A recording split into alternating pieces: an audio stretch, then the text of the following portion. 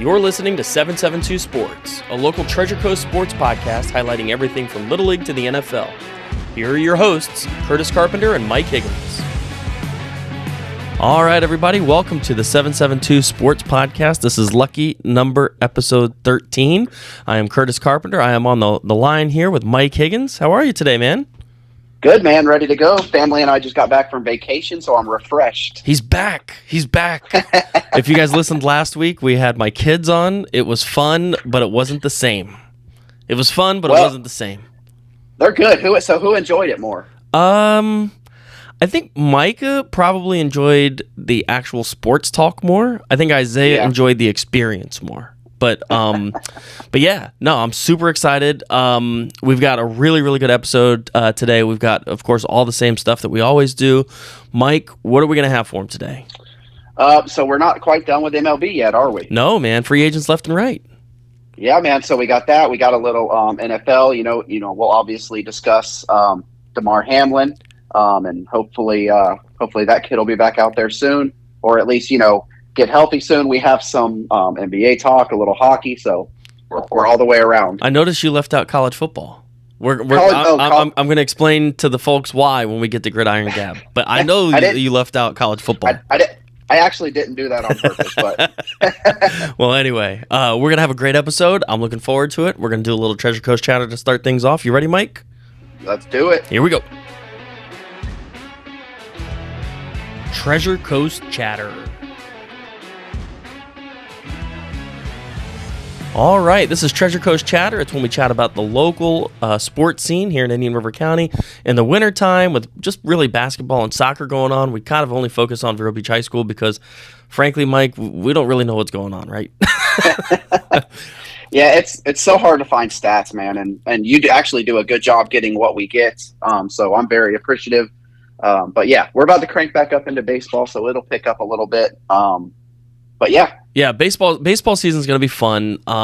But yeah, for the winter sports, here's what I got. Boys basketball is 4-10, not good. They lost to Spruce Creek. Oh, if you listened to last week's podcast, you know why Spruce Creek has some popularity. Do you know why Spruce Creek is? Do you know why I know who Spruce Creek is? I remember you bringing it up, and I don't remember why now. Zach Veen, like number 9 overall pick to the Rockies, played at Spruce Creek baseball. And I saw him hit 15 bombs into the bus loop at Vero Beach High School during the PBR preseason classic. But anyway, just that's a shot.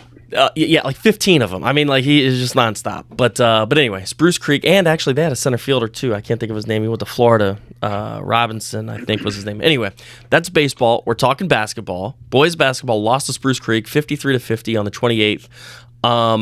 And they also lost the game before that to Madison Southern, who I'd never heard of, 58-54. They played Palm Beach Gardens last night. I didn't get a score, so I have no idea who won. But their next game is against Treasure Coast on the 10th, and I think it would be cool to go, Mike.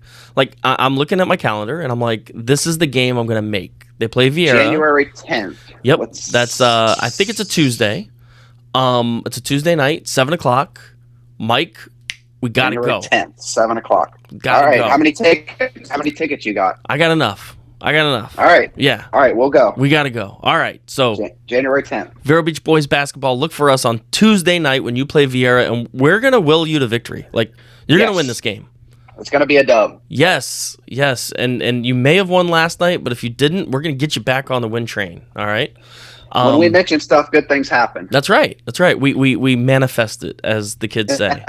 All right, so that's boys. Vero Beach girls basketball. They're 7-8. I mean, they're kind of in it. They lost to Centennial. A little bit better. Yeah, a little bit better. They lost to Centennial in a heartbreaker in overtime. A couple of days ago on Tuesday, they lost 40-37. They play Palm Beach Lakes tonight, but it's down in Palm Beach, and their next home game is on the 20th against Vieira. Jeez. So, you know what? I said the boys were playing Vieira on the 10th. That's a lie. The boys are playing Treasure Coast on the 10th. The girls are playing Vieira on the 20th. So when we go, we're going to go watch Treasure Coast. Treasure Coast. Yep. And then a little update for soccer. They're 2-4-2, which is kind of a funky record. They play St. Ed's this Friday at home. St. Ed's is 9-1-1. I'm not. Listen, I don't know if Vegas has like lines on local high school soccer games, but my guess is St. Ed's is going to be a heavy favorite here. Yes. And this is another crazy thing, and I brought this up on the last podcast. They play 3 games next week. They play Monday, Tuesday, and Friday. The soccer team does. They play Monday. A little back-to-back. Yeah, Monday against Treasure Coast, Tuesday against Port St. Lucie, and then Friday they play Jupiter. The Monday and Tuesday games are both home, but can you imagine playing 2 soccer games like back-to-back? Running up That's down That's a lot of running, CC. Yeah, man. I don't think I could do that. I couldn't do 5 minutes on the Monday. Forget about 90 on Monday and 90 on Tuesday. Like after 5 minutes, I'm gonna coach them out. Pull me. But anyway, yeah, that's all the updates I had. Last week I asked the kids if they had any middle school updates for Storm Grove. You've got a kid that goes to Imagine. Baseball tryouts are coming up soon, right? Yeah, we got so the week we start back, we'll have some conditioning, and then I think 2 weeks later we have tryouts, and then practice starts beginning of February. Awesome. Yeah, so not only high school baseball, but middle school baseball going. We're going to have spring training soon. Oh, man, this is going to be awesome. Oh. Yeah, that's part of the year. Yeah. I thought I heard Siri or Alexa or somebody. It was. My watch went off. I don't know what happened there. Oh, man. Yep. All right. Well, we got baseball season coming up. That's our kind of a recap for the winter sports for Vero Beach High School. I don't know what wrestling's doing. I know that they're wrestling now. I don't know how scoring or records or any of that works. I apologize to all the wrestlers out there. I just, if you listen to this and you're upset that you're not getting wrestling numbers, call me. Or let me know.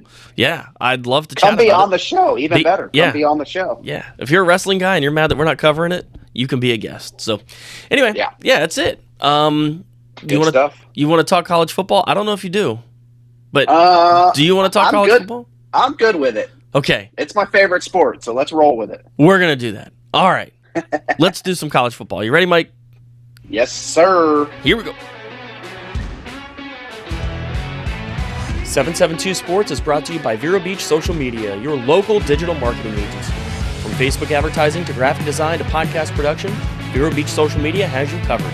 Contact them today at 772-999-6636 or visit VeroBeachSocialMedia.com. College football Gridiron Gab. All right, little college football talk. This is our Gridiron Gab segment. Mike, it's your favorite. What did you think of those 2 playoff games on New Year's Eve? So this might have been the best playoff I've seen, right? Like that was really good. Those were good games. Man, both games pretty much coming down to the wire. How about them missing the kick right when the ball dropped? Like Ohio State missing. I mean, and I wish it was a little closer. I mean, he totally yanked it. But for those of you that were not really around or watching or were busy at your New Year's Eve party, Michigan lost to TCU, which is a huge upset. Unbelievable. And Michigan had a chance. I mean, opening drive, they get stuffed at the 1 on a 4th and goal. Then later, they got stuffed again, and they end up losing by less than a score. I mean, I can't remember what the score was, but it was not. They lost by less than a touchdown. It wasn't much. Yeah, and then the nightcap, Georgia versus Ohio State, and this is an incredibly high scoring game. And Ohio State has a chance at the end to kick a field goal and go into the national championship and play TCU, and they shank it. And it wasn't a shank. I mean, this thing, he was closer to the other field goal posts than he was to the one he was kicking to. Maybe he was trying to get to see the ball drop. I don't know. Yeah, I don't know. I mean, I missed the ball drop because I was watching this guy shank a kick. So TCU Michigan was 51-45. So that was a good game. Yep. So it was less than a touchdown. Yep. Ohio State, Georgia was 42-41. Unbelievable. Yeah. I mean, these are some wild numbers. I mean, if you like high flying offenses and wild scoring, this game was for you. So here are my thoughts, or I guess I want to get your thoughts. There were 2 plays that could have really changed the trajectory of these games. Both were targeting calls that were reviewed and were not called targeting. The first one was TCU against. I'm sorry. The first one was the TCU against Ohio State. Marvin Harrison Jr. caught a ball in the end zone, or tried to catch a ball in the end zone. TCU guy. Georgia, Ohio State. Ohio State. Yeah, Georgia, Ohio State. Marvin Harrison Jr. is in the end zone trying to catch the ball. Georgia guy drills him. I thought he hit him with his shoulder. They reviewed it. They said it was not targeting, but the talk around town is that should have been targeting. Did you see it? What do you think? I did, and I guess I just don't know what to call on that. Right. So I don't have a dog in the fight here. So right, and I don't either. I would have been okay with a targeting, but I think I'm okay without a targeting too. It looked like he led with a shoulder to me, but it looked pretty forcible up in the head area. I don't know. What were your thoughts on it? Yeah, I did. On that play, I did not think it was targeting. I thought it was more shoulder than head. And traditionally, I'm a pretty defense-friendly right. when it comes to that because my argument is, in the speed of the game, you got to tackle a guy. Listen, if you're not, if I'm not convinced that you are leading with like the crown of your helmet to a guy's head or chest, it's not targeting, and I didn't think he did that here. So yeah, my take is that was not targeting. Correct call, didn't affect the game. Move on. The next one, I have a different opinion on. This is the very end of the game. Michigan against TCU. Michigan had like a 4th and 1,000,000. They're laddering the ball left and right. They finally fall on it with 10 seconds left. And when the Michigan guy falls on it, I'm forgetting the teams left and right now. TCU. The TCU player, man, how can I not remember these 4 teams? The TCU player, I think he led with the crown of his helmet and went right into the Michigan player, which would have created a 15-yard penalty and a first down for Michigan where they would have had another shot to at least score a touchdown to win this game. That didn't get called, and it got reviewed. Like, they looked at this, and I'm a defense-friendly guy. Like, how did they miss this? Yeah, I don't know, and I think even the didn't they have a referee on with them saying that he thought it was targeting as well? I didn't have audio on. We were at a New Year's Eve party, and like I said, it was like it was. Well, that one wasn't super late, but anyway, we were at a party. I didn't see it, but I didn't hear it. I saw it, but I don't know what the announcer said. But the referee said. I think the referee that was on, and I don't remember if it was. I don't think it was Mike Pereira, but it doesn't matter. I think he said it was targeting, and he thought it would get called, and then it didn't. So, I thought that was more targeting than the other one was. Yeah. So. Well, anyway, neither one of them got called. I think that the NCAA has kind of this silent, unwritten rule where it's like, listen, if this is really going to affect the outcome of the game, we're probably not going to call it. I don't know. Maybe not. Maybe it's just happenstance that these two calls, just didn't get called. But I've seen targeted call for way worse. Absolutely. In lower leverage situations, second quarter, 10 minutes to go, run up the middle on the 50-yard line, a guy gets lit up. Yeah, they're calling that. Late in the game, to give a team a first down, to give them another shot at winning the game. I guess they're just going to let players play. But anyway, I want to get your thoughts on that. I found it hilarious. Like I laughed out loud when I realized that the biggest rivalry in college football, which I think is Ohio State and Michigan, they both lost. Yeah. When I realized that neither one of them really has bragging rights because they both lost, I literally laughed out loud. I was like, oh man, that's great. Usually it would be like, oh, Michigan fans would be talking all sorts of trash to the Ohio State guys or vice versa, but now they both can't really do anything. So Michigan loses. Jim Harbaugh, what's he gonna do? Is he out? Is he going to Carolina? I don't know. I've been seeing a lot of smoke about Carolina. What do you think? I wouldn't mind seeing him in old Indy.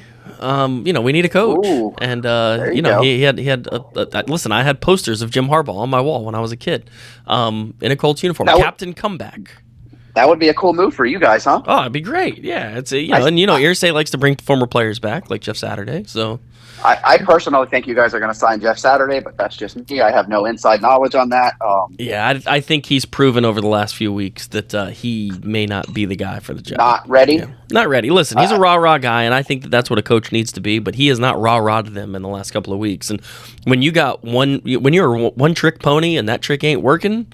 You probably ain't getting hired, but well, we're sort of getting into some NFL talk, but I will say that I think Irsay really doesn't care about that stuff, so we'll see. Yeah.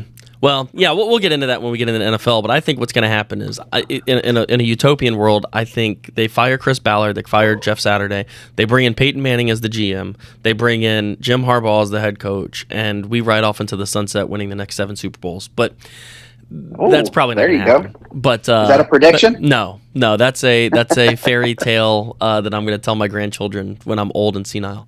But anyway, back to college football in Michigan. Again, where Harbaugh goes, nobody knows. It's all speculation. The cool thing, I think, and I don't have a dog in this Georgia TCU fight.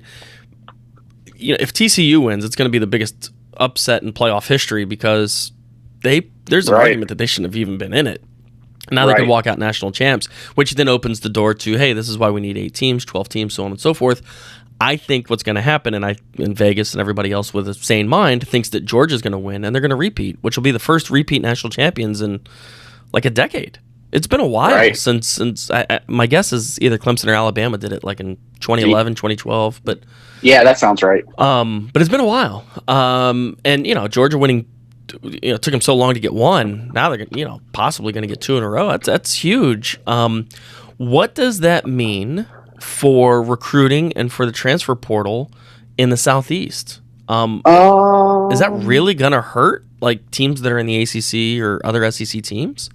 I mean, not any more than it already does. I mean, Georgia's already a juggernaut on the trail. So yeah. So you think this game doesn't really matter as far as that goes? No, gotcha. Georgia's already the best. So gotcha. They can only take so many kids, right? So I mean, yeah, no, that's a great point.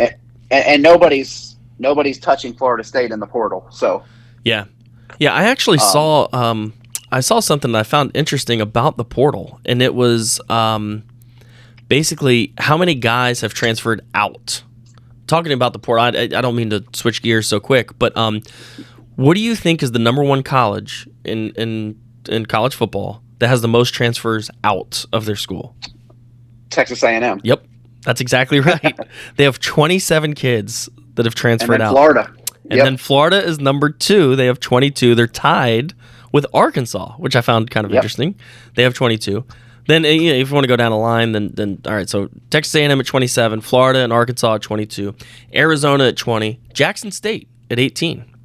Not surprised. Not surprised. A lot of those kids followed Dion to Colorado. Then Miami at 18. Yep. Not super surprising. Mario's like, hey, get out of here. You're not playing. Find somewhere else to go. He said from the beginning it's going to be a culture change here. We're going to lose some guys at the end of the season. I mean, I thought we would lose more, and we still may. There's still time to drop more, but yeah, no surprise there. Yeah. Well, next one is Stanford at 17, Cal at 16, Ole Miss at 16, Oregon at 16, and Arizona State at 16. The one I was kind of surprised about there was Oregon.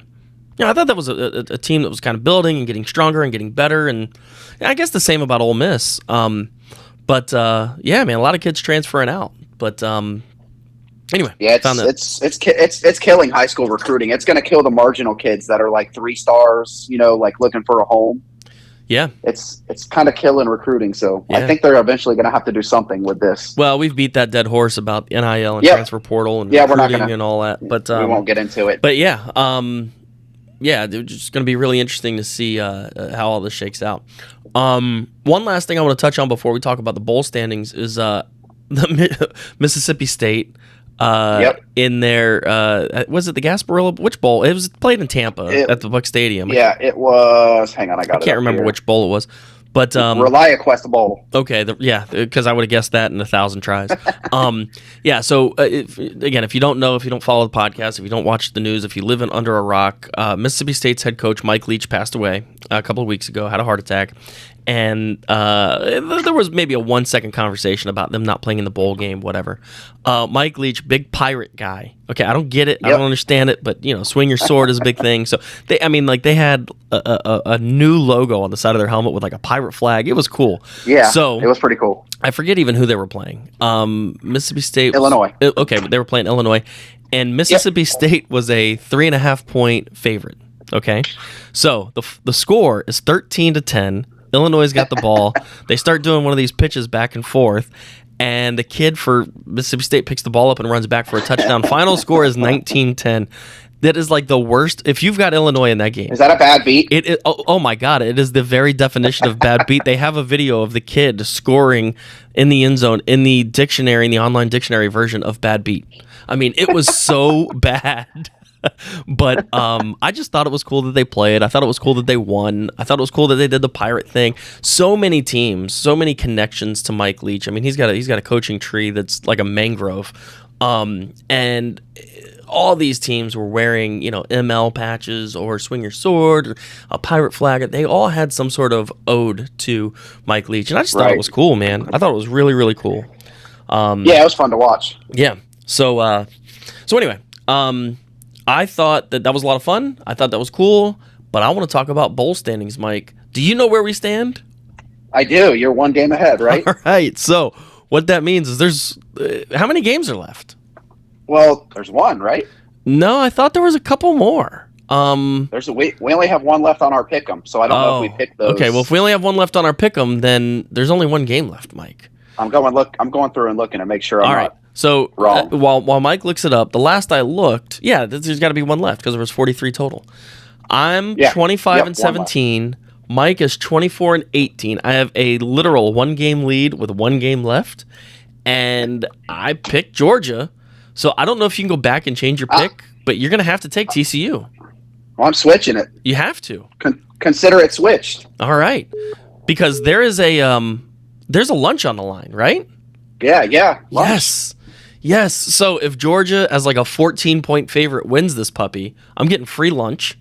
And if for some reason TCU wins somehow, some way, we're going Dutch. We're still going to lunch, and we're going to pay for ourselves. Yeah.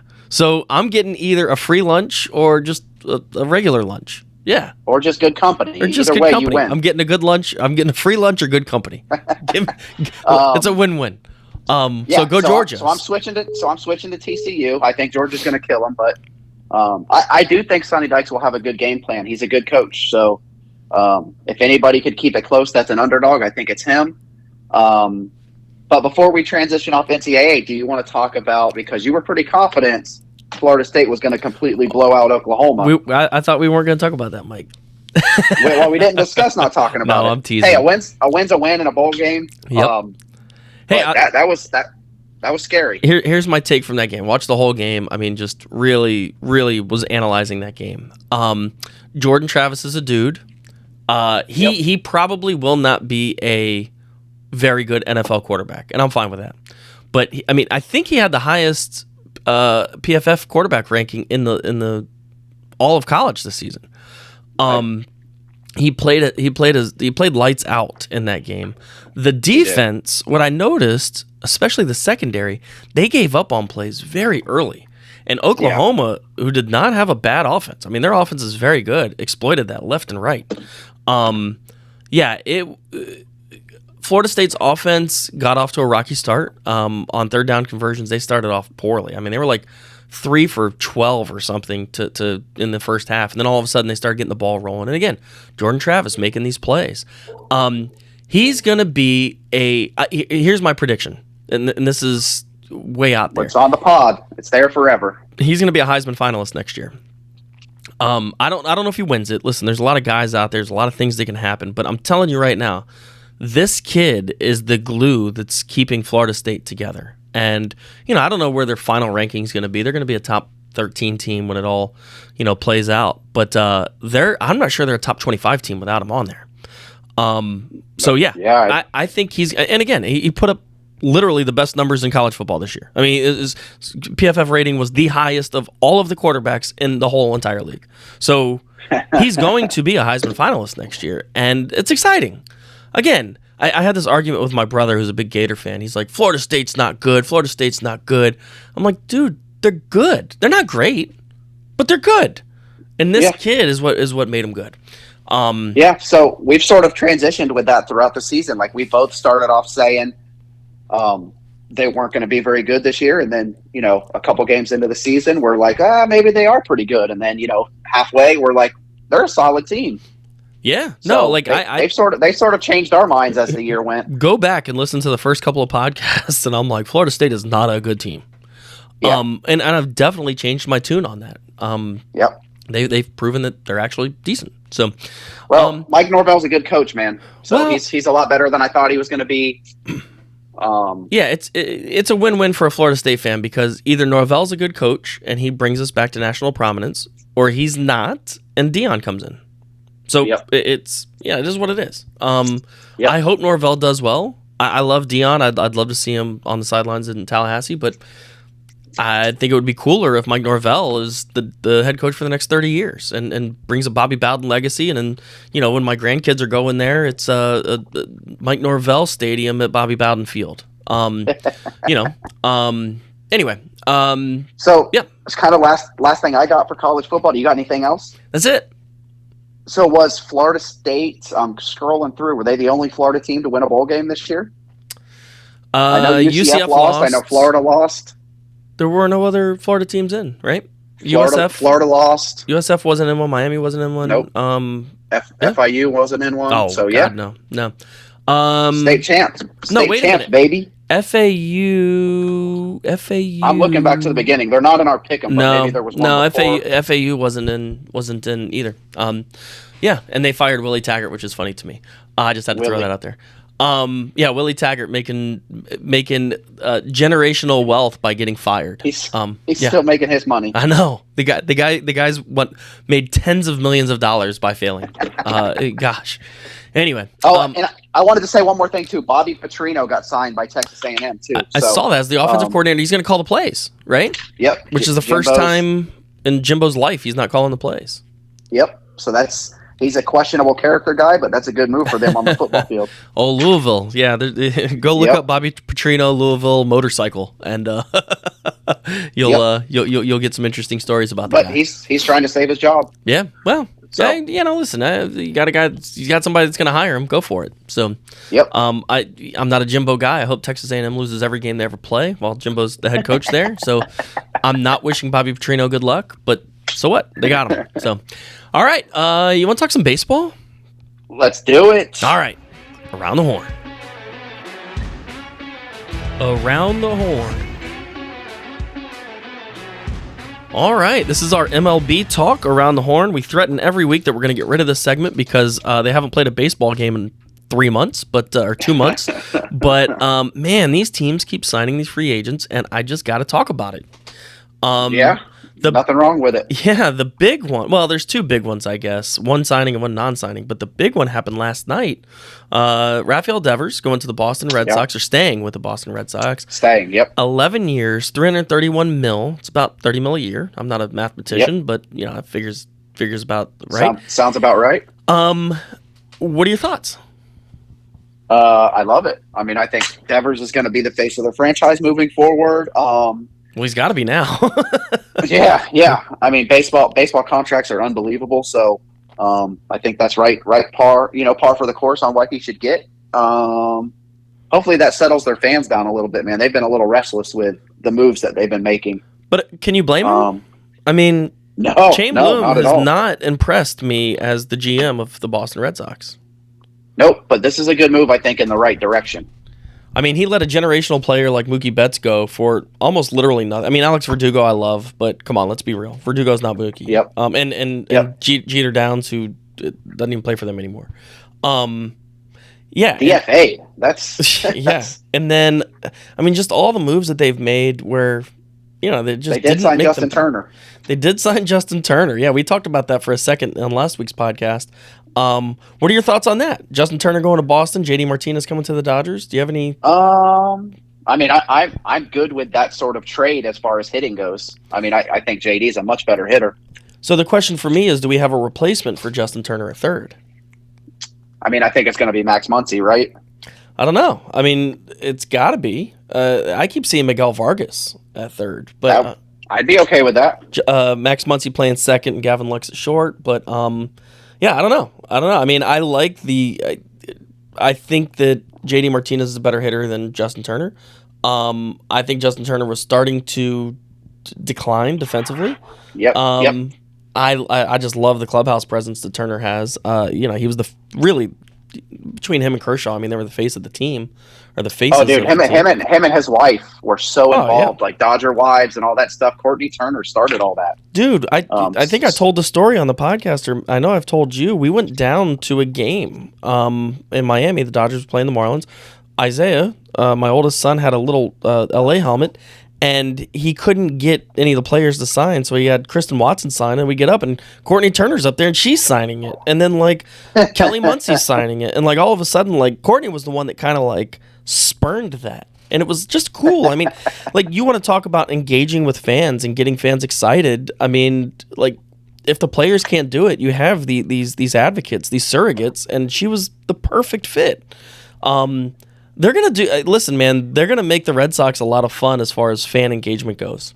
Yeah. Turner's a big social media guy. Actually, I think VaynerMedia or Gary Vaynerchuk's business, Vayner Agency, is his sports agent. And so they're super social media heavy. So they're going to do a lot of cool things with Boston. Again, I don't know how much we're really going to use JD Martinez. It'll probably be more in like a Joey Gallo kind of situation, although defensively we put Gallo out there for his glove. I don't know if we're going to do that with JD Martinez. But, yeah, I don't know. We hadn't actually talked about that, so I was curious. Yeah, I mean, I like the move for us. I think JD can really still rake.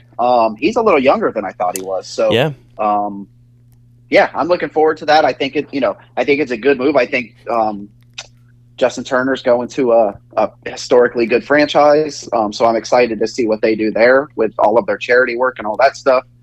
But yeah, I mean, I love it. I like the Devers signing for Red Sox. So yeah, it's all good, I guess. So the next big thing is Carlos Correa is still a free agent. What is going on here? I don't know, man. I sort of got I guess I sort of mocked the Giants when they didn't sign him and all that happened, but then the same exact thing happened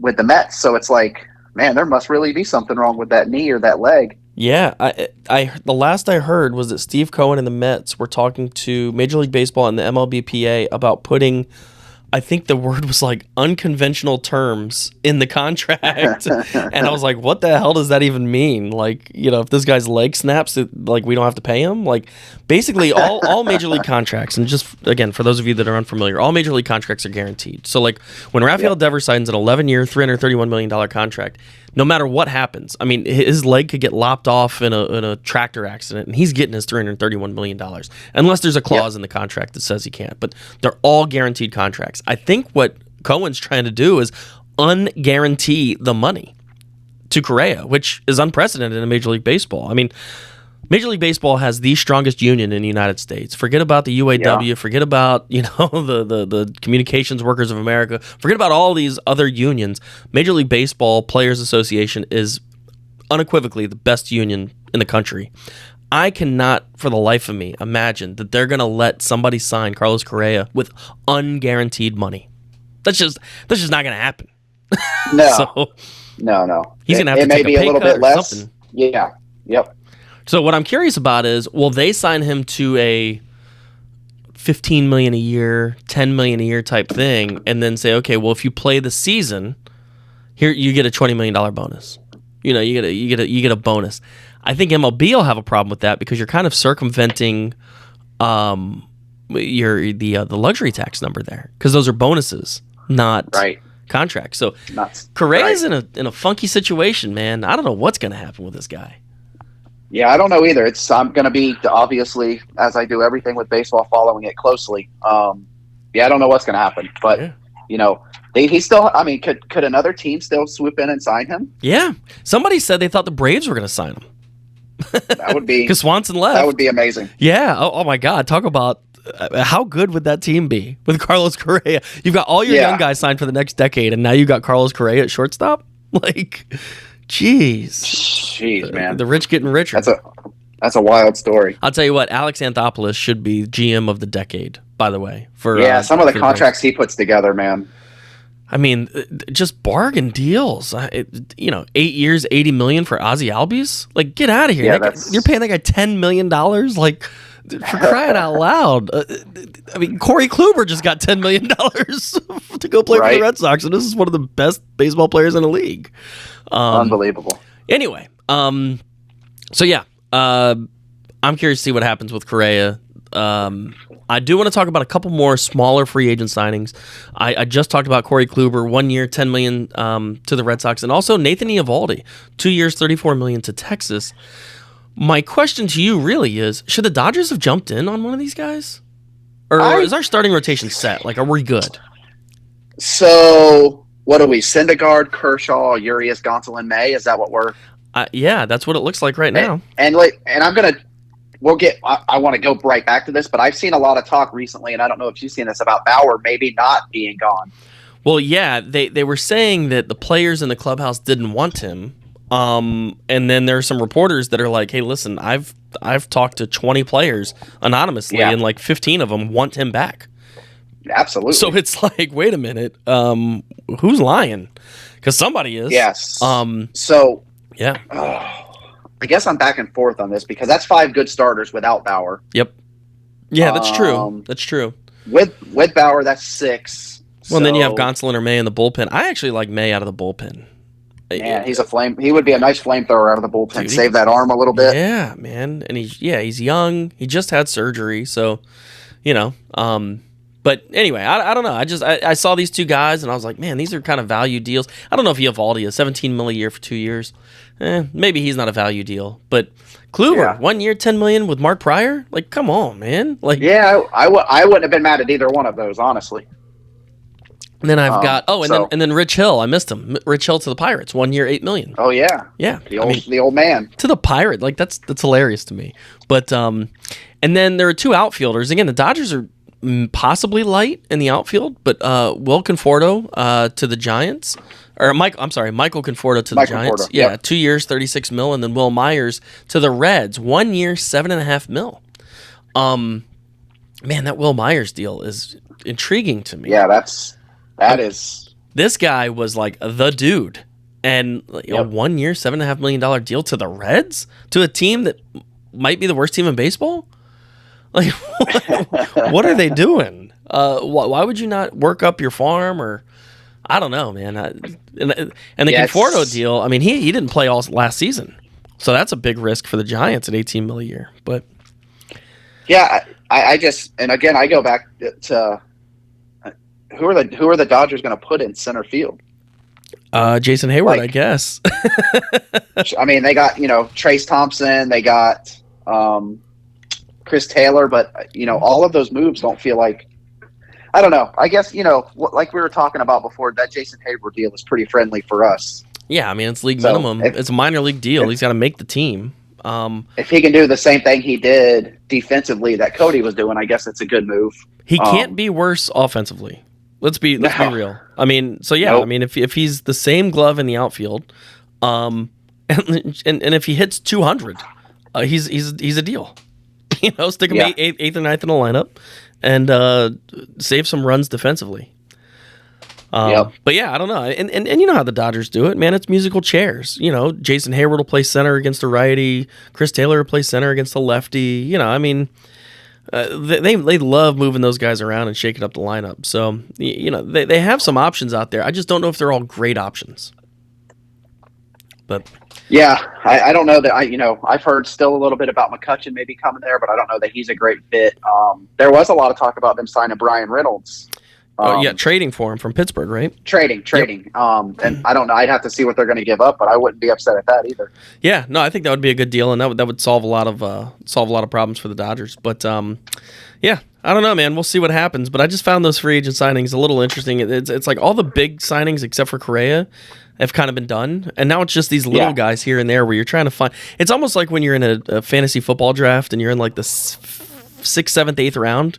You're like, all right, who are these sleepers? Who are the guys that I'm going to pick up that are going to lead me to victory? Because we all already got our running backs, we already got our quarterbacks, we already got our wide receivers. Yep. It's like, all right, who am I going to stick on my bench that I'm going to be able to start in week 10 and it's going to lead me to victory? So that's kind of what's going on with Major League Baseball free agency right now. So anyway, that's all I got for baseball. You got anything else? No, man. I'm good to go. All right. Well, you want to talk a little NFL now? Let's do it. Here we go. 772 Sports is brought to you by the Higgins Home Group. Let the tag team of Mike and Vicky Higgins help you either find your dream home or sell your current home for top dollar. The Higgins Home Group is one of Dale Sorensen Real Estate's premier real estate teams. Give them a call at 772-532-8148. Next up, Chalk Talk. All right, this is our NFL segment. We call it Chalk Talk. Mike, obviously everybody, I mean, whether you're watching ESPN, CNN, OAN, it doesn't matter, man. Everybody is talking about Damar Hamlin and what happened on Monday night. Again, you literally have to be living under a rock if you don't know what happened. But Damar Hamlin, a safety for the Buffalo Bills, 24-year-old guy, basically had a heart attack on the field. It's questionable if it was physically induced, if there was something with his health. It looked like he got hit in the chest by the helmet of T. Higgins, wide receiver for the Cincinnati Bengals, and he got up and then just fell down, and they spent a lot of time resuscitating him. 10 minutes, I heard, that they were giving him CPR. They got an AED out there. They got his heart back going. Couldn't breathe. They had to intubate him. And this is recorded on Thursday, so almost 72 hours later, and he's in critical condition. He's alive. Everything I'm reading, everything I'm seeing says that, he's probably going to pull through from this, but you don't know what the what the side effects are going to be. I've watched football for 35 years. I've never seen anything like it. I've never felt this emotional about something I've seen on the football field. Mike, what are your thoughts? Boy, this was tough to see, right? So that my first thought is, I really hope that he can get out of this thing healthy.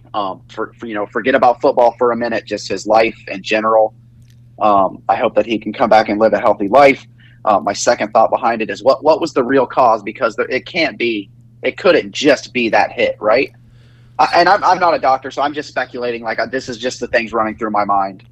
I've read about this before, and again, for those of you that don't know, I was an X-ray tech for about 15 years, so I'm not a doctor by any means. I do have pretty extensive medical knowledge, and I can't remember what it's called, but there is a condition where if you hit the heart on, you have to have this condition, but if you hit the chest at the right time during the QRS wave and at the right spot, it can stop the heart. We've seen this before in Little League games. Right? There was, and I can't remember the kid or what happened, but there was a kid that got hit in the chest with a baseball line drive, and it killed him. Yeah. And the family created a foundation to get AEDs set up at Little League parks around the country. And honestly, if it weren't for an AED, we'd be talking about Damar Hamlin's funeral, not him being in critical condition. That saved his life on the field. Again, we don't know what his life's going to look like. We don't know if he's even going to live, but that at least gave him a shot. But yeah, again, I don't know what the condition's called. My guess is he had that.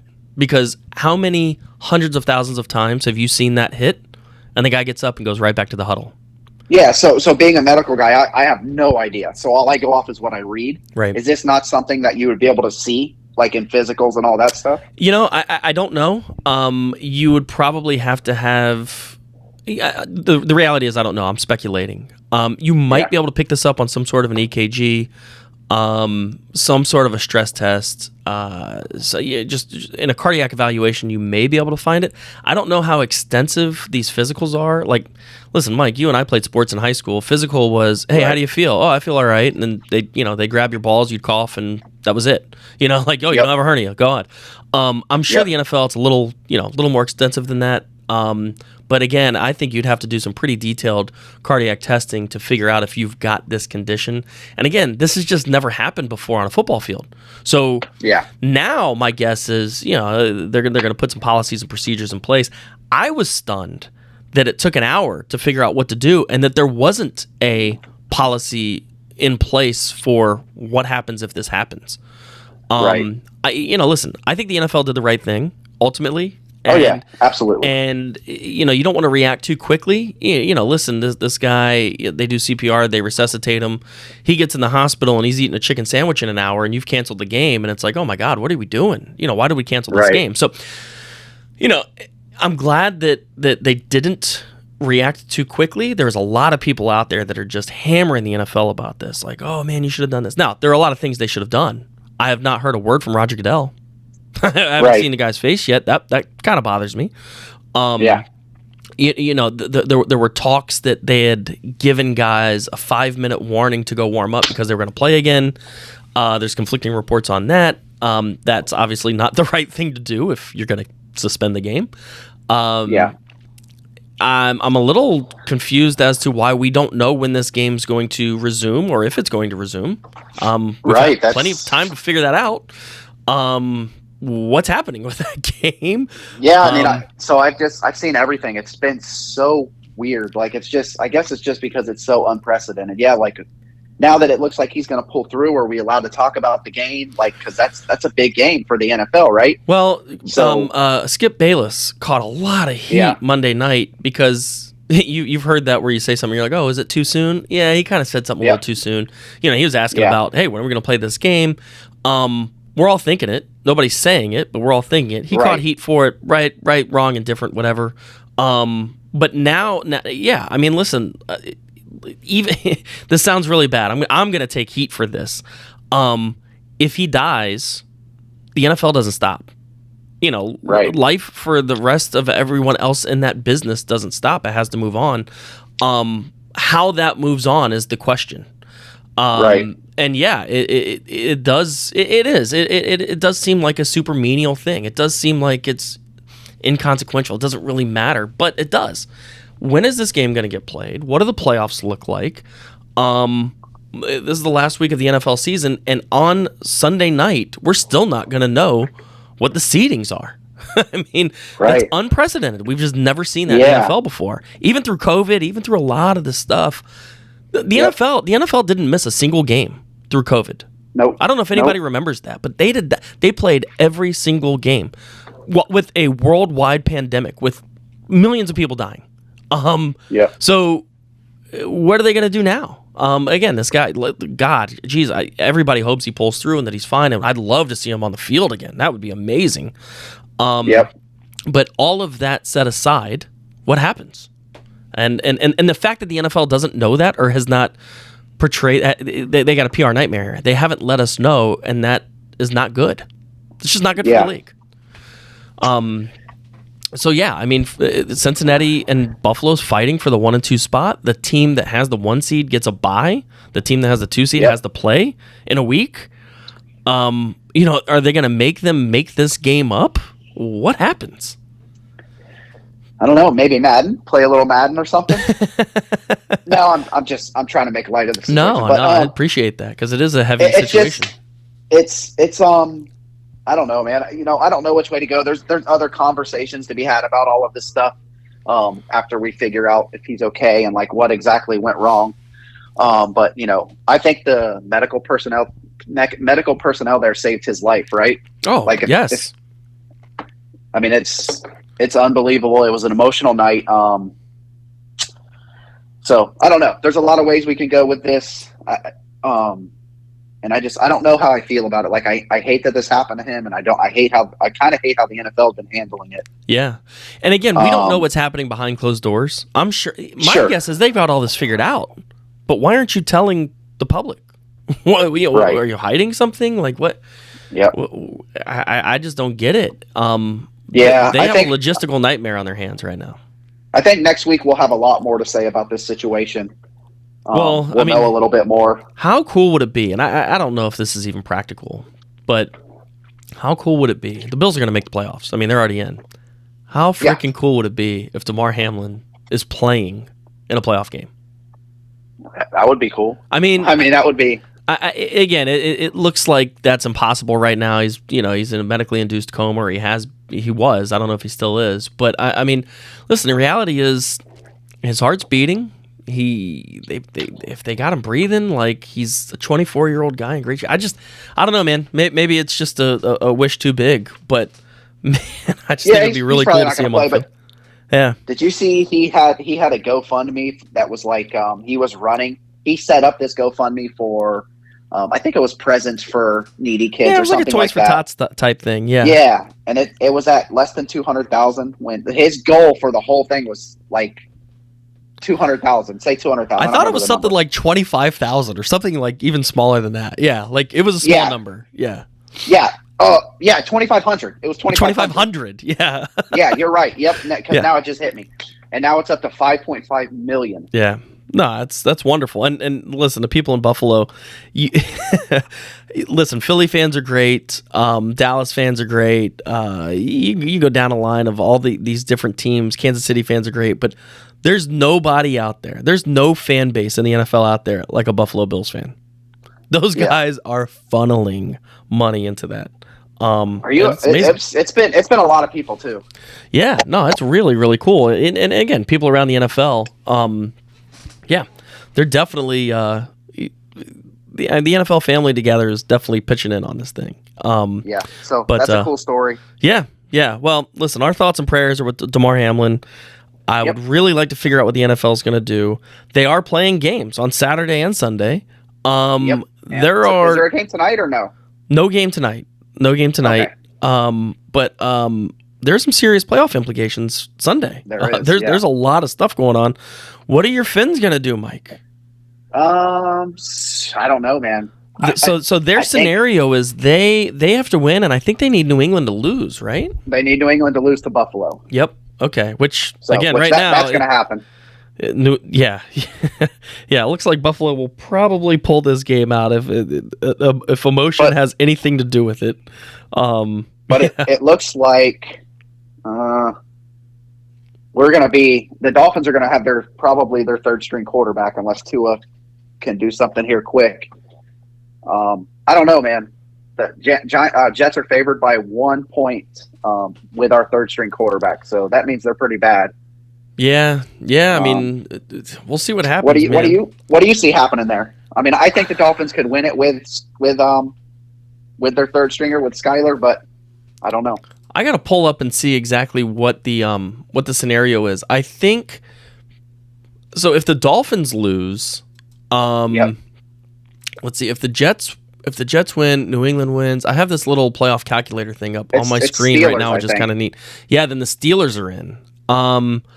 Which they have to beat Cleveland. Which I don't know if that's going to happen.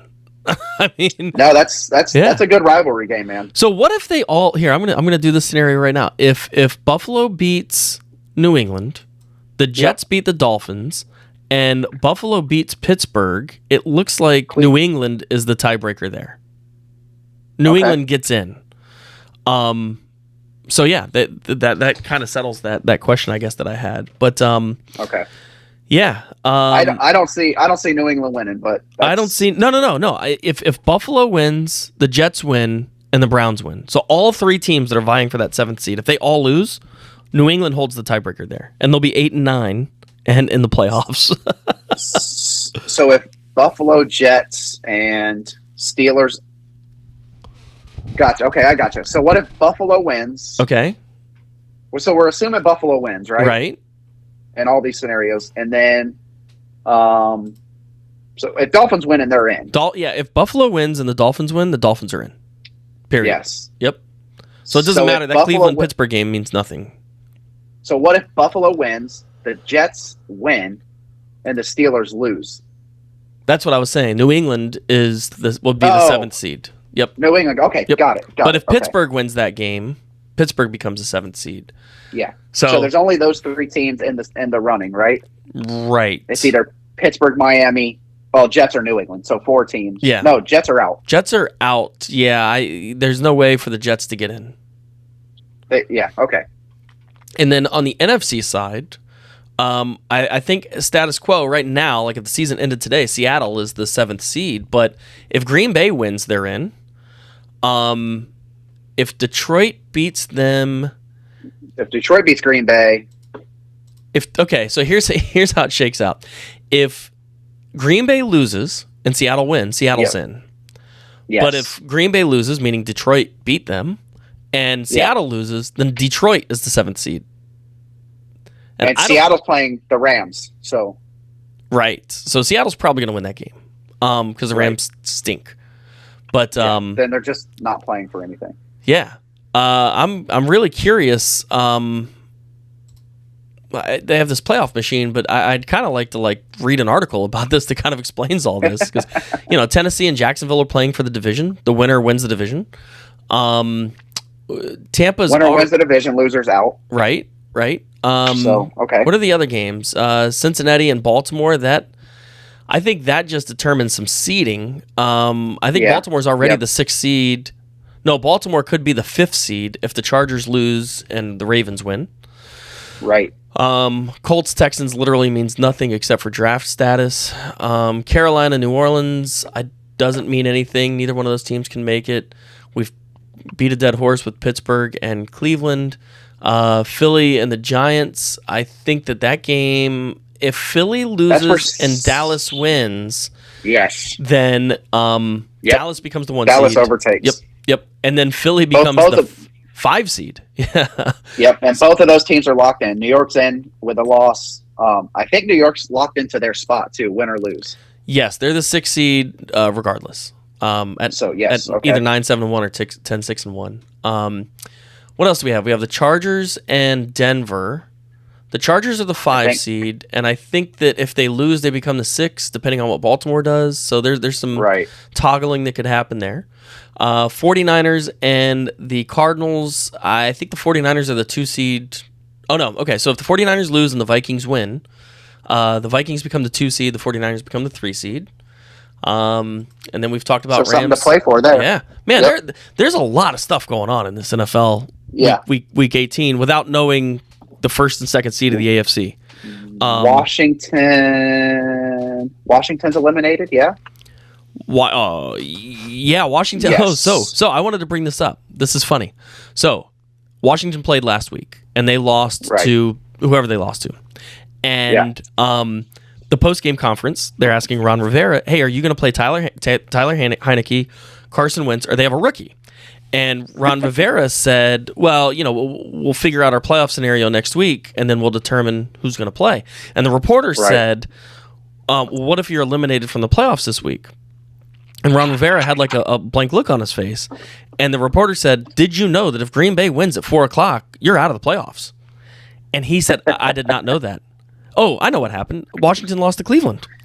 And so he said, I was only focused on beating Cleveland. I did not know what the playoff scenario was. And that, to me, for an NFL head coach, is wild. That you don't know that you could be knocked out of if you lose today and X, Y, and Z happens later, we could be knocked out. That's crazy. Yep.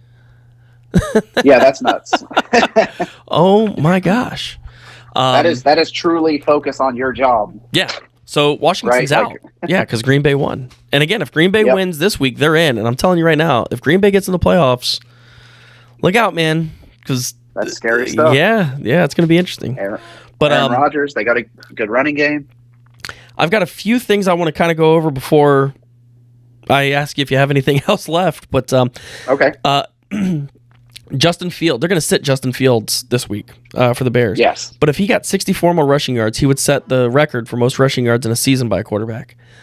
Oof. I feel like he's done that under the radar. I know Justin Fields is good, and I watch him, and it's just crazy to me that he's only 64 yards away from the NFL record for rushing yards by a quarterback. He plays on a terrible team. I mean, it's just they're not good. Yeah, it's a shame they're sitting him because it would be cool if he broke that record. But anyway, the next one. He's really good. Yeah. The next one, Justin Jefferson needs 194 receiving yards to set the NFL record for most receiving yards in a season. Listen, 194 is a lot, but if anybody can do it, it's this dude. Well, I think he's done that at least twice this year, right? Right. So that could happen. This could very well happen. Patrick Mahomes needs 429 passing yards to set the NFL record for most passing yards in a season. That I feel like that record gets broken every year. How much? 429. Oh, it's not probable, but definitely possible. Yeah, definitely doable. All right. I mean, Tom Brady had that this last week. yeah, right. So here's some money ones, which is kind of interesting, which is always fun in these garbage games because you see teams try to get these things done. So Zay Jones needs 2 receptions to make $250,000 and 98 receiving yards to make $500,000. So how many targets is that guy going to get this week? Like 100. Does ownership go and say don't throw it to this guy? Well, there's arguments that that's happened before, but these players, I mean, they try to help each other. Tyler Higbee needs 13 receiving yards for a $500,000 bonus. So that's basically a catch. Well, I mean, for a tight end, maybe 2 catches. But 13 receiving yards for $500,000. Yeah. Jamal Williams needs 6 rushing yards for a $250,000 bonus. He's got That's that. probably going to happen. Khalif Raymond needs 7 receptions for $125,000 and 50 receiving yards for another $125,000. So again, another guy that's going to get a ton of targets. Gerald Everett needs 5 receptions for a $250,000 bonus. DeAndre Carter needs 2 receptions for a $250,000 bonus, and Christian Kirk needs 2 receptions for $500,000 and 91 receiving yards for $500,000. So these are bets. These are little bets that I will probably be playing. That's because these guys awesome. These guys are definitely playing for that, especially if you're on a team that's out of the playoffs. You're like, yep, just give me my catches, let me go home. So unbelievable. Wanted to bring that up. That's cool stuff, man. I love that stuff. Like that's kind of the storylines other than the obvious playoff stuff that you look for going into the last week of the season. Right. So that's cool. So do you have any other anything else for the NFL you want to bring up? Not really. I did want to ask how many fantasy leagues are you in, and how did you do? So I'm in 3, and I got knocked out in the first round of the playoffs in all 3. Not fun. That just really sucked. Did your guys just not play good, or? Yeah, for the most part. I mean, so here's how I get in the playoffs. Is almost every week I have 1 or 2 guys that just goes off, and that just didn't happen in week 14 or 15 or whatever the week was, 15 I guess. Right. Nobody. Everybody was kind of average. Everybody was kind of meh, and the guys that I was playing, of course, they had guys that just went all 3 leagues. They had guys that just went off. So it happens. I mean, I'm not like heartbroken over it, but you want to win. You want to do well. How about you? Yeah. So I'm in. Well, I made playoffs in both. I'm in the one that I run. I made that. I'm this.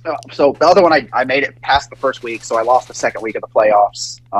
They do 3 weeks. And the one I run it's run a little funky. Like we still have are going this week. So, it's going to be a funky week. I'm in the Super Bowl versus Brett Hall. But we both have a bunch of guys not playing, so I'm going to be redoing some stuff this season where we're not playing the last week. Yeah, I was going to say that's a big like faux pas. When we switched from 10 to 8 teams, it did a weird playoff thing that I didn't notice. And then I didn't change it. So it was my fault. But so, we're playing this week. I'm in the Super Bowl. But I've got like Jalen Hurts who might not play. But we'll see. Yeah. And one more thing I wanted to talk about. You were big on Alec Pierce this year. That was your guy. Yeah. How did he end up doing? He did not so hot. Just like all 53 guys on the Colts roster. He's a rookie, right? He's a rookie, and he's the number 2. And Michael Pittman's the number 1 there. And Pittman did okay. But again, I mean, the quarterback all season long, this is week 17. So for 16 games, the quarterback had no time to throw the ball. So, I mean, nobody got catches. Nobody did super well. So well, the Colts need to fix that offensive line next year. And I think Pittman had 96 catches. Yeah. So that's pretty good. Not bad. Would Pierce probably had 45. Paris Campbell 57. Okay, well, it's funny because I bet Pierce didn't have 57. My guess would be Pierce had 45 or 50. Pierce had 38 receptions. That's it? Yeah. See? 38 for 551, 2 touchdowns. Yeah. So he dropped a couple passes, which upset me a little bit. But, I mean, he I do like him, though. I'm giving you a hard time about him, but I think he's going to be good with the right moves on offense. Yeah, I'm surprised Paris Campbell had more catches than him, but it does make sense. Yep. He definitely got more targets. Catches, more yards, more targets. Yeah, he had 10 more targets almost. 9 more targets. Yeah. But I mean, So, the reality is when you don't know who's throwing you the ball, whether it's Nick Foles or Sam Ellinger or Matt Ryan or anybody off, row 2, seat 3, section 435 of the state. I mean, like, who knows who they're pulling in there for quarterback anymore? I think Jeff Saturday might suit up and just play himself. But yeah. So Alec Pierce did not have a great season, but nobody did. No, I always watched how he was doing since we talked about him before the season started. You were kind of looking forward to see what he had, and he kind of got dealt a raw hand. But yeah. Just you go to a bad offense, you're not gonna do well. But yep. So nope, that's all I got. All right. So I'm excited about the playoffs. You want to talk a little NBA? Next week we'll do a little playoff preview. Yeah, we'll fill out some brackets. Yeah. Yeah. All right. Okay. Cool. NBA time. You ready? Let's do it. Double Drivel. All right, this is our NBA segment. We call it Double Drivel, not Dribble. And Mike, we're getting into kind of the doldrums of the NBA season. We've talked about this, but we've got some fun stuff going on, including some offensive production. Donovan Mitchell, he went off the other night. 71 points. He either scored or assisted on 99 points for his team. Unbelievable. So what's going on with the NBA? Like, why all of a sudden are they just scoring left and right? Oh, I mean, I don't have an answer. I guess the offense is just better than the defense right now. Nobody's enjoying playing defense. I don't know, but it seems like every night there's a guy with 50 or 60 or 70 points. Right? Man, it's just nuts. These teams just score. A week ago, maybe Luka went for 60 points, 21 rebounds, 10 assists. Probably. I was calling it the greatest triple-double of all time. Now, there's quad doubles and so on and so forth. Yeah. But, man, you get 60 points, 21 rebounds. 10. I mean, 10 assists. That's nuts.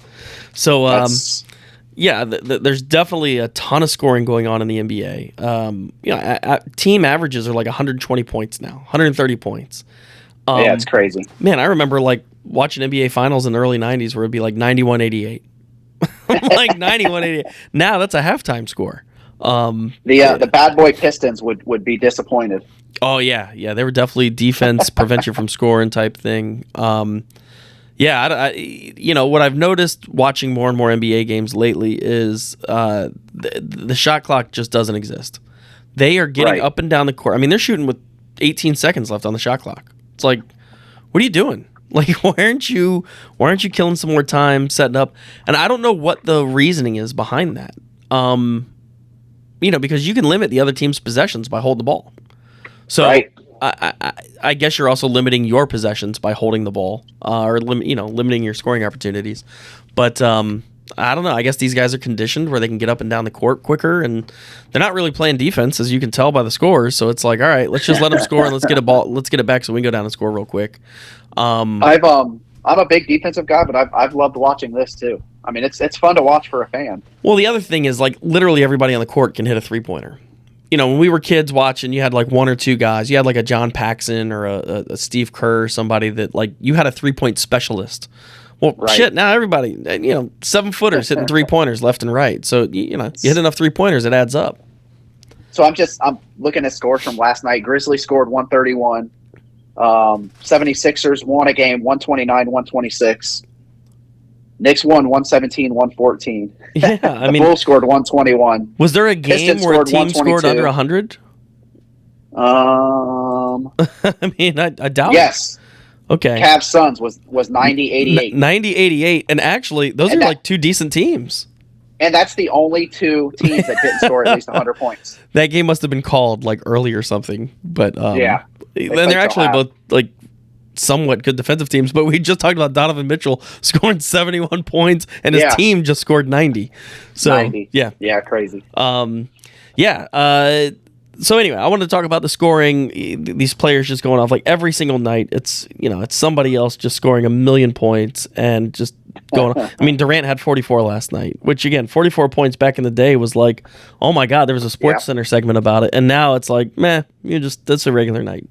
I want to talk about that, and then I want to talk about some power rankings. ESPN came out with power rankings yesterday, and the top three. Number 1 is Boston, which we've said for a while. The Celtics are the best team in the NBA. Number 2, Brooklyn. Number 3, the Denver Nuggets. You got a problem with that? I do not at the moment. Nope. Yeah. I kind of like Memphis where they are. Milwaukee's had a little bit of a slide. No, I think I like it. Yeah, I was. Brooklyn's been playing good. When I first saw it, I was like, oh my God, Brooklyn number 2? But they had just won 12 in a row. Yeah, they lost last night to kill that streak. But yeah, I was like, oh man, maybe they are. And then I was like, Denver number 3, and I looked and I'm like, oh my God, yeah, them and Memphis are like neck and neck. So that's probably accurate. Dallas is making a little run. They're on a 7-game win streak. So they're the 4 seed right now in the West. I could see them, maybe making some moves. Otherwise, Golden State, you never know what's going to happen with them. They're the 9 right now. Heat are up from 17 to 12. Okay. So they're starting to starting to move up. Yeah, yep. They're 6-4 in their last 10. And again, Cleveland, we've talked about this, and you brought this up before. You weren't that surprised about Cleveland. That's just a stunner to me. But if you look at their roster, I mean, they've got like a decent starting line. I don't know how deep their bench is, but their starting lineup isn't really that bad. Well, I mean, Donovan Mitchell's a top 5 player in the NBA. God, is he? Yeah, I mean, I would put him up there. Yeah, but sure. Osman and Garland, who's out now, but the Mobley, Jared Allen, you've got, between Garland, Mitchell, Okoro, Mobley, and Allen. I mean, that starting 5 is actually really, really good. Yeah. So I don't know. Robin Lopez. Robin Lopez is a good center. I mean, they got Kevin Love. So how long has Lopez been in the league? Because I feel I watched that guy in college when I was like, he's 34. So I mean, yeah, he's 34. They start when they're like 20, so probably 13 or 14 years. Yeah, so he had a brother, Brooke Lopez. Do you remember this? And I forget what school. I think they went to Stanford together. And yeah, they were great. They were great together. I mean, they're both like 7-footers.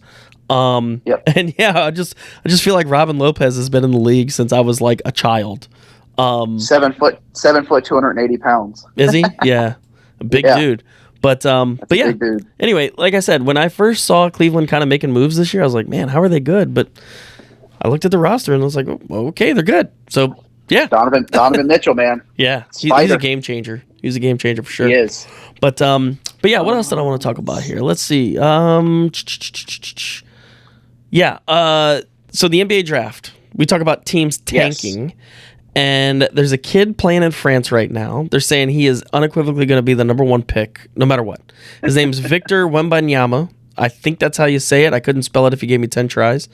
Have you heard of this kid? Do you know anything about him? I have. Yep, I have. I mean, I don't know anything about him other than he's really tall and a good basketball player, and he's definitely going to be the number 1 pick. They're saying this kid is like really, really, really, really, really good. Like he's like a generational talent.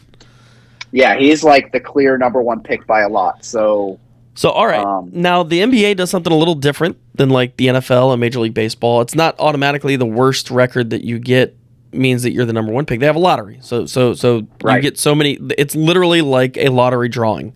They stick X amount of balls in the machine based on how bad you are, and I don't know how they calculate that. Like how many balls you get versus how bad you are. There's a formula or ratio. I'm just unfamiliar with it. But is it worth it to tank when you're not guaranteed the top spot? I don't know. I mean, I guess if you're not going to make the playoffs, it doesn't matter. But yeah, I don't know, man. 10 teams, so only 5 teams don't make the playoffs in the NBA on each division. So it's so insane. There's like 2 teams that really should be tanking. So Detroit has 11 wins. The Charlotte has 10 wins in the East, and San Antonio has 12. Houston has 10 in the West. Everybody else is still in the hunt for a playoff spot. Yeah, this dude, he's I don't even know how old he is. What is he, like 17, 18? He's 7'4". Yeah, he's young. He's 7'4". I mean, like, it's towering over, like, Kevin Durant. Yeah, he's got an 8-foot wingspan. He's taller than Brooke Lopez. Yeah, Yeah, it's insane. So, and I guess he's got handle, like he can shoot, like it's just insane. He's not very heavy for a 7'4" kid. He's only like 200 pounds. But he's 19. He's 19. Okay. Yep. 7'2". I want to start watching French basketball so I can see this kid. Like I want to watch what he does because, yeah, he's apparently the man. So he's already a pro in Europe. Gotcha.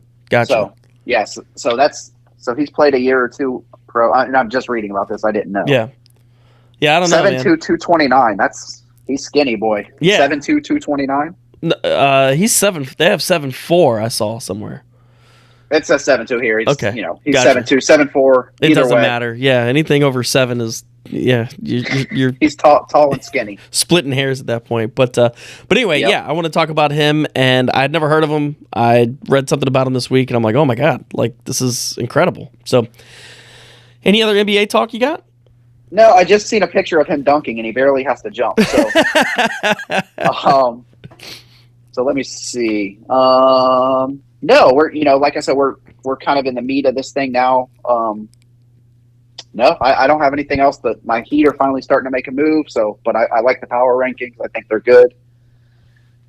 Just eager to see what the weeks bring. All right. Well, yeah, we will. We'll report next Thursday about what we see this week and this weekend. We'll be back. You excited about some hockey talk? I'm excited to talk about the Winter Classic. Okay, let's do it. You ready? Yep, let's go. Power play. All right, folks, this is our NHL segment. We call it Power Play. It's Mike's favorite. He knows more about the NHL than anybody I've ever met. That's obviously a joke. And I don't know that much more about it than he does. Again, I'm a Rangers fan. I watch a lot of their games. I can tell you a lot about them. I cannot tell you a lot about the rest of the league. But what I can tell you is that on Monday, they had the Winter Classic at Fenway Park. The Boston Bruins played the Pittsburgh Penguins. And, yeah, it's a really, really cool thing. So, yeah, they play this game outdoors. They've been doing this for, I don't know, 10 or 15 years. Feels like 10 years. Yeah, it feels like a while. Yeah, and it's fun hockey to watch. I will tell you it's not good hockey. And here's why. It's outside. So basically what happens is if it's snowing, it gets really bad because all of a sudden the ice is not smooth anymore and they're passing the puck and it's just like bouncing around. I mean, they might as well be playing with a ball. And so that's not really like fun, but it's still freaking cool to like, especially in this instance when they were playing and like you see the green monster in the background. Like, yeah, that's cool. Really neat. But yeah, I just think it was a really creative way for the NHL to get fans interested. I mean, there are people talking about it that, again, like Mike, like don't really watch hockey. There's people talking about it. Like, it's a cool thing. I wonder if Major League Baseball, NBA, NFL could do something like this. Like, especially the NBA could do something like that. Like, NBA and an outdoor, like, dude, Rucker what if they played a regular season game at Rucker Park? Yeah. Like, how freaking cool would that be? Cool. Yep. Or, like, I don't know. The NFL, I don't know if they could do something. Well, I mean, they already play indoors and outdoors. So I don't know, like, if there's a way that they could do something. Maybe like, you play an NFL game on, like, a rugby field or something where it's, like, 20 yards wider and 30 yards further or something. I don't know. Just, like, one game where you just screw everything up. Just, it's all completely, like, nothing is standard. Baseball. I like baseball on a cricket pitch. You know, where there's no backstop. Baseball kind of has that fun game where the Field of Dreams game, which I think is kind of a cool thing. Yeah, no, that is cool. Yeah, actually, they already do something like that. There has to be somewhere the NFL could do.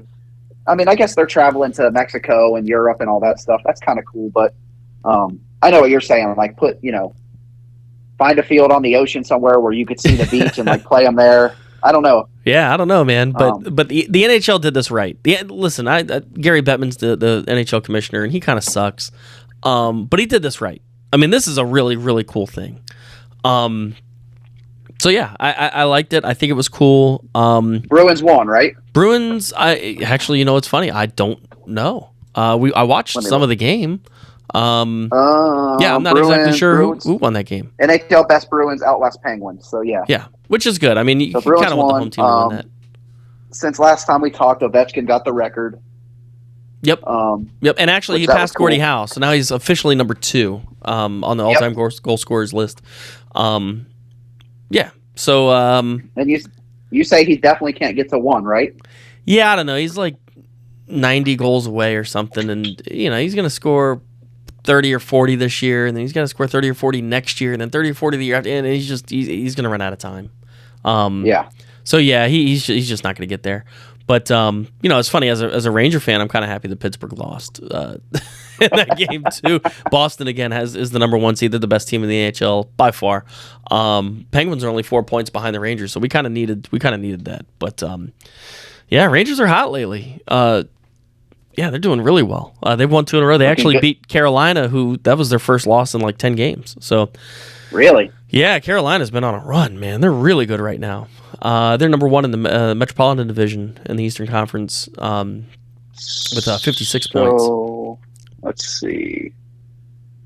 Rangers are up to 3rd in their division. Yep. So that's good. So how many teams make the playoffs in hockey? So the top 3 in each division make it, and then there are 2 wild card teams. So right now the Rangers are not a wild card; they're in based on their position in the division. Gotcha. So in the Atlantic, you have Boston, Toronto, and Tampa. In the Metropolitan, you have Carolina, New Jersey, and New York. And then right now the 2 wild card teams are the Capitals and the Islanders. Very good. And that's all Eastern Conference, right? So then, and Penguins are right there too. Yeah, actually, if they had won that game, they'd be in a tie with the Islanders for that second spot. And I don't know how the tiebreaker is going to work. I mean, listen, It's really early. I mean, we're not even halfway through the season yet. Yeah. And in hockey, you'll hear terms like games in hand. So like Pittsburgh's got 2 games in hand on the Islanders. So basically, they're 2 points away, but they've played 2 fewer games. So. Yeah, I mean, Pittsburgh could easily get that last spot. But again, we are this is like the embryonic stages of playoff development. Right. Your Golden Knights are balling too. Las Vegas looks good, man. Las Vegas looks good. Yeah, they've got 54 points. They're the top point team in the Western Conference. Number 2 is Dallas, and then the Kings are 3. It's a lot of fun watching Seattle. They haven't done super hot lately, but Seattle's the number 3 team in the Pacific Division, and they're new. I mean, they're only in their second year, second or third year, but it's fun watching these expansion teams kind of do well. Again, the Golden Knights. One of my favorite jerseys in sports. Oh yeah, the Kraken. Well, it's the S that you used to draw when you were a kid. You know what I mean? Yep. Like the 3 lines, and then you'd connect them, and that also kind of looks like Seagram's, which I like. So, go Kraken. Yeah, go Kraken. Yeah, and then so just to give you a recap in the Western Conference, in the Central you have the Stars, the Jets, and the Wild, and then in the Pacific you have the Knights, the Kings, and the Kraken. The 2 wildcard teams are the Flames and the Oilers. So, again, we'll keep you updated on that. Again, it doesn't really mean much right now. You just kind of want your team to be in that mix. With about 10 games to go, you only want to be 2 or 3 points out. Maybe 4. You don't want to have to make that run late season because you're practically playing in the playoffs already, if that's the case. Right. But yeah, it's And right now, worst team in the league, Chicago Blackhawks, 20 points. Yeah, they stink. They're not good. So if you want to see them on your schedule, they've played 37 games and have just outright lost 25 of them. Like, not got to overtime, not won, no. They're not good.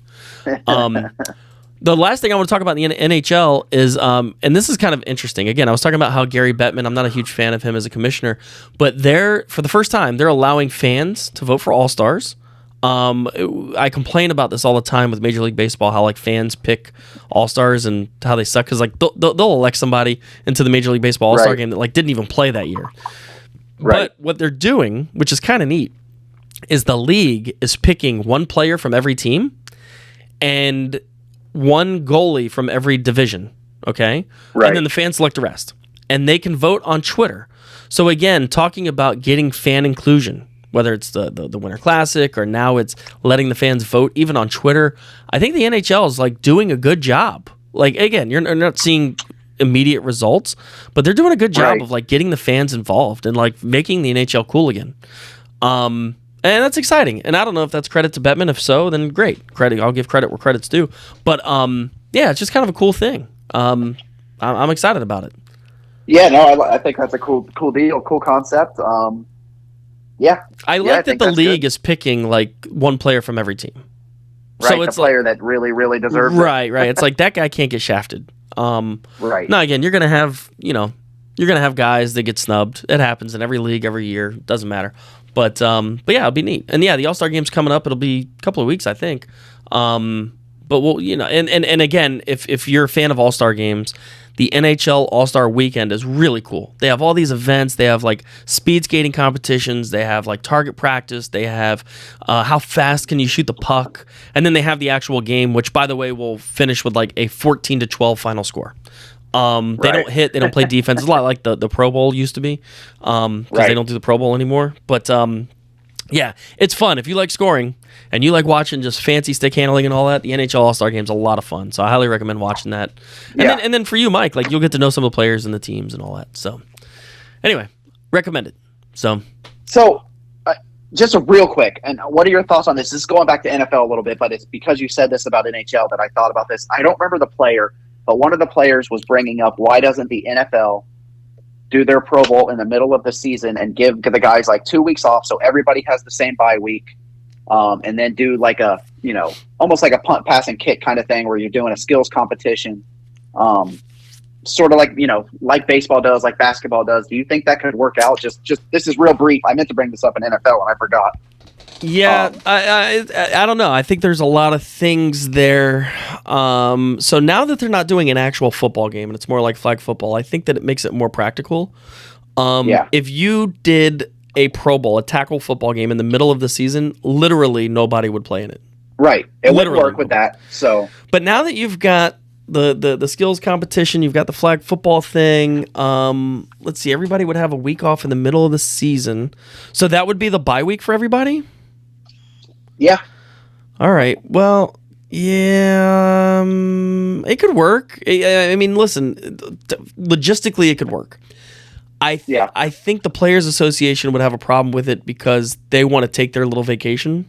Those players that make the Pro Bowl are like, well, shit, I want to go. I want to go relax on my bye week. I don't want to have to go to wherever and play in this and do this or whatever. Like, I've got a trip planned with my family or whatever. Some coaches are probably thinking, we want the players around on the bye week. Right. The NFL, it kind of works pretty well for the NFL because. So right now, how it works is either four or six teams. Yeah, either 4 or 6 teams have a bye week for like 10 weeks, right? And the NFL has limited games, so instead of 16 games, now you're playing 13 or 14. But the NFL would probably like that because now you're getting 16 games every single week, which every game that they play is a revenue generator. Now I get it; they're just shifting it from one week to other weeks. But if you did the Pro Bowl the right way in the middle of the season, the NFL could recoup. Could recoup some of this revenue. Yeah, the NFL might be for it. I don't know if the Players Association would be for it. What if you're the team or the guy that has your bye week in week 4? Like, that sucks. Yeah, that sucks. And then on the flip side, if you've got week 14 and you've got all these injuries and you're trying to get guys healthy, early in the season, you're like, shit, like I kind of want my bye week a little earlier. Anyway, just something to kick around. No, I don't hate the idea. Like I said, I think logistically you could do it. You might get some gripe from the NFLPA, but their union sucks and they don't get what they want anyway. So yeah, if the NFL wants to do it, I think that they should do it. But it's a Goodell thing. Who knows? Roger Goodell. Oh my goodness. I'm on a rant today with commissioners. I haven't picked on Rob Manfred yet. But, yeah. And Adam Silver. I don't really have a beef with him, but I'm going to yell at him too, I guess. But anyway, yeah, I don't know. I like the concept. I like the idea. I like the thought provocation. We have no say in this, but be cool to think about. Yeah. Move the bye week to week 9. Everybody gets it. It's Pro Bowl week and call it a day, or week 10. Yep. Or you could even do it later, like week 13. You know what I mean? So like everybody kind of gets the rest up for the end of the season. Yeah, I mean it's the same thing that baseball and NBA and all those guys. Every league goes through it. Yeah. Either go home and don't accept the Pro Bowl nomination, or come to it. It doesn't matter. It's up to you. Yeah. No, I don't hate it. So all right, let's do it. Yeah. All right, you ready for Factor Cap? I am. I got my questions. All right, I can't wait. Here we go. Fact or cap? All right, folks, this is our Factor Cap segment. Back in the day, they called it True or False, but since we're trying to keep up with current trends and times, we call it Factor Cap. It's either a fact or it's not a fact, and that means it's a cap. False is cap. What's that? False is cap. False is cap. Yep. So for our older listeners. Yeah. Yep. So I ask Mike 2 questions. He asks me 2 questions. We decide if they're factor cap, or I guess they're really statements. I don't know. Anyway, I'm going to say something to Mike. He's going to say factor cap, and then he's going to say something to me, and then we're just going to do that a couple times. So, yeah. Mike, you want to go first? What's your first one? I can go first. So my first one's college football related, FSU specifically. Okay. Will Deion Sanders be the head coach of FSU within the next 5 years? Ooh, in the next 5 years? I mean, 5 years. Obviously, it's too early to tell, but if I had to speculate, I would say cap. This is just me being optimistic. And you like Norvell there for 5 more years at least? I said it earlier. I hope Norvell's there the next 30 years. Right. So optimism tells me that they're going to be a good enough team that they're not going to be able to fire Norvell, that they'll be, a team of national prominence, and there'd be no reason to let go of a guy like that. That's my hope. So it's cap. That's a cap. Yep. All right. Question for you. Do the Bills and Bengals finish the Damar Hamlin game? I say cap. They don't finish it. Yeah, I agree. I don't see how they do. I mean, I can't figure out logistically how they would be able to do it. Me either. That's ultimately what it is. I think they're going to go on win percentage. Like, that's how they're going to figure it out. Like, who gets what seed and all that. Like, so this week really matters 17. For both. Yep. All right. Yep. So this week matters for both teams, which helps the Dolphins. So yeah, exactly. You want the Bills to win. All right. You got the second one for me? I do. Will Dodgers factor cap here. Will Trevor Bauer be on the opening day roster? Ooh, if you had asked me this 2 weeks ago, I would have said cap. I'm still on the fence, but I'm going to change my tune. I'm going to say fact that he not only. Well, no, I won't say that. I was going to say he might be the opening day starter, but I don't know if they want that publicity. I think they're going to let Kershaw start opening day. Yeah. Yeah. But I think he'll be on the roster. I do. I agree with you, and I think he should be on the roster. Yeah. Just that's another point for another day. But I've kind of changed my tune. Yep. So okay. Yep. So you're fact on that one. All right. The last one. Miami Dolphins make the playoffs. Fact. It's there. Fact. I mean, it's there. Yep. If the Bills win and you guys take care of business, you're in. You got to find a way to beat the Jets, the sorry Jets, with whoever's at quarterback. I don't care if they run Wildcat. Jets are not playing for anything. So, I got it. Fact. I got them making the playoffs. Sweet. All right. Well, that's it. I think we're done with this. We're done. The 13th episode is done. We're done already. Hour and 30 minutes. Not bad. Man, look at us go. Yeah, all right. Flying through this thing. Well, if you've made it to the end of this podcast, congratulations. Remember, follow us on Twitter at 772sports. We do this thing every week, so subscribe to whatever podcast you're listening to our YouTube channel. Wherever you're watching us, subscribe, and you'll get another one next week. That's it. All right. Well, thanks, Mike. Yeah, man. We'll talk soon. All right. Bye, guys. Later, brother.